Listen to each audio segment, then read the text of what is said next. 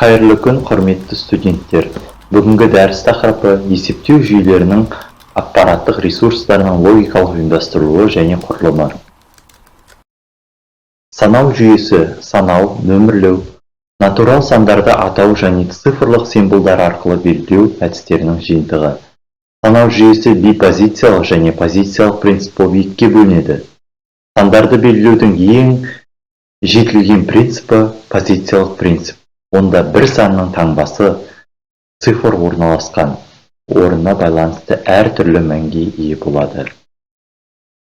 Санау жүйесінің өзі позициялық, бипозициялық болып бөлінеді. Позициялық емес, яғни әрбір цифрдың мәні оның алатын орнына байланысты емес.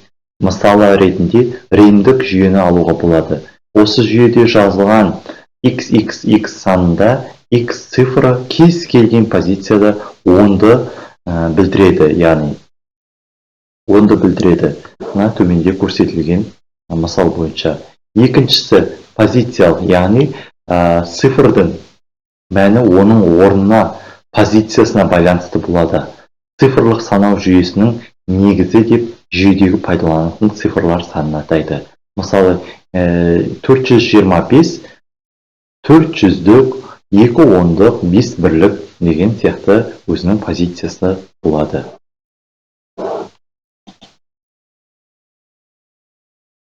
Сонымен қатар, бұл жерде аппараттық, яғни енгізу құралдары, біздегі камера, мышка,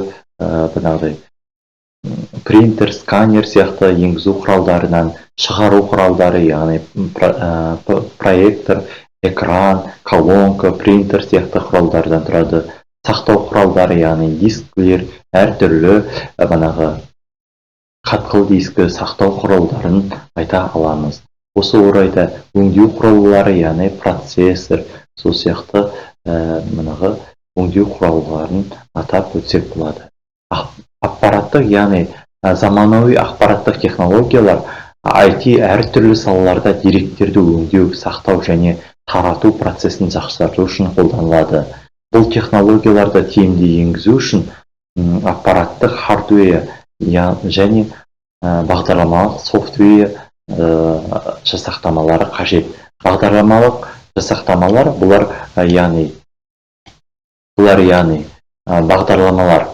бағдарламалар және операциялық жүйелер болып бөлінеді. Операциялық жүйелер өздеріңіз білетіндер, кәдімгі Windows, macOS сияқты, Linux сияқты жүйелер, Android, iOS сияқты жүйелерді атайтын болсақ, бұл бағдарламалық, инструментальды және жүйелік қызметтік болып бөлінеді. Бұл жерде сонымен қатар қолданбалы бағдарламаларды қамтиды. Қолданбалы, яғни арнайы бағдарламаларды қамтиды. Арнайы белгілі бір бағытта жұмыс жасайтын платформалар, жалпы бағдарламаларды, сонымен қатар жалпы бағдарламаларды қамтитын болады. Осылайша жалпы дербес компьютер дегеніміз бұл электрондық аспаппен орындалатын, программамен басқарылатын, басқару арқылы автоматты түрде ақпараттарды түрлендіруге арналған құрылғы, яғни программа, процессор, файл, машиналық тіл 0 мен 2-ні қолданылады. Бұл жерде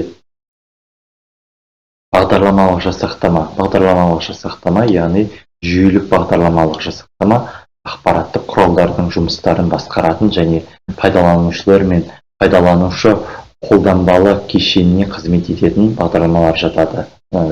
Операциялық жүйелер, сол сияқты драйверлер сияқты бағдарламалық жасақтама, утилиталар, EVM-ді тестілеуге, диагностикалауға арналған жүйелік бағдарламалық программаларды, сонымен қатар қолданбалыға, яғни мақсатты бағдарламалық жабдықтама пайдаланушылары нақты бір мақсаттарды орындауға арналған бағдарламалар, яғни деректер қоры, сонымен қатар деректер қоры, Excel кестелер және автоматтандырылған жобалар жүйелері,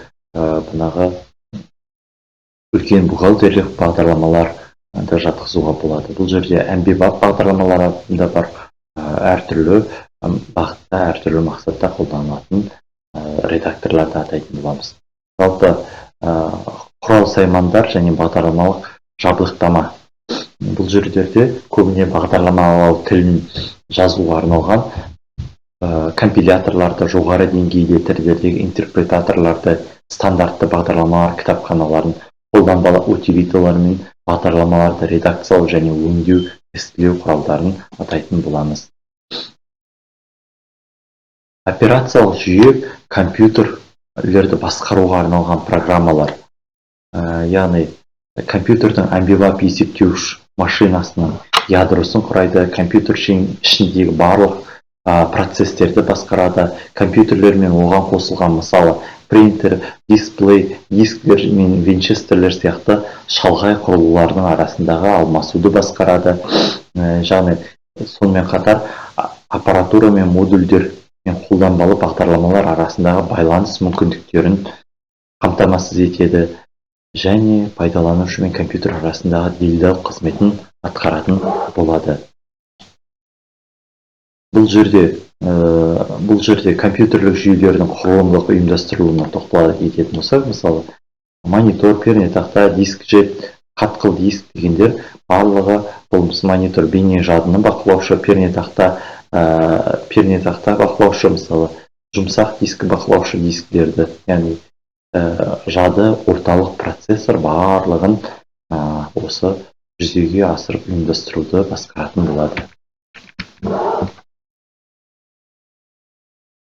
Компьютер жүйелерінің функционалдық негізгі қағидаларына тоқталатын болсақ, бұл модульдік, яғни модульдер негізінде компьютерлерді құрастыру әдісі. Модуль дегеніміз стандартты түрде жасалған, конструктивті және функционалды түрде аяқталған электрондық блокты атаймыз. Магистрал дегеніміз бұл әртүрлі компьютерлік модульдердің біріктірілуі. Бұл жерде кіріс және шығыс модуль құрылғылары бір сыммен қосылады. Осылардың жиынтығы шина деп аталады. Компьютер магистралы бірнеше шина тораптарынан құралады және олар функционалдық белгілері бойынша ажыратылады. Шина адресі, мәліметтер шинасы, басқару шинасы сияқты. Программалау және микропрограммалау дегеніміз жүйені программалық басқару принципін жүзеге асыру тәсілі болып табылады. Компьютерлік жүйелердің архитектурасы, яғни магистрал. Бұл жерде процессор модульдері, жад модульдері, бақылаушы модульдерді айтатын боламыз.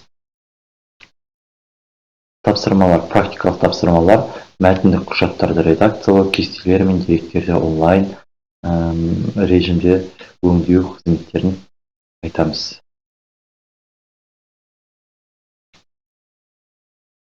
Қызметтері бойынша сабаққа дайындаламыз. Сонымен қатар студенттік өзіндік жұмыстарға, яғни сілтемелер бойынша осы дискіларға тапсырмаларды орындайтын боламыз.